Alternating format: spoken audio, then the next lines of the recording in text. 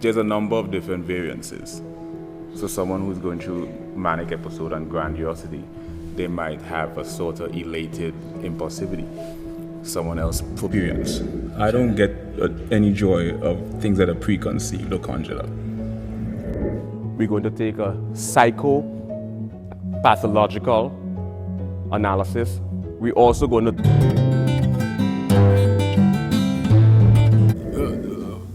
you have subliminal, you have supraliminal, you have hyperliminal.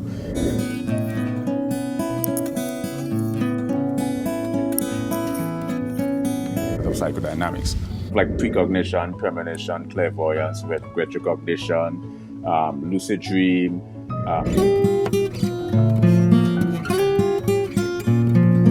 Algorithms. So I started writing a number of different academic papers.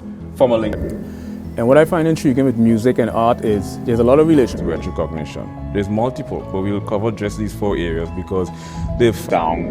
What is amplitude, frequency, velocity? Why do we hear octave? But that's just from a physics perspective. Extrasensory perception. what is the sound trajectory that occurs? You can cross-disciplinary, multidisciplinary, transdisciplinary, and interdisciplinary areas. Persuasion.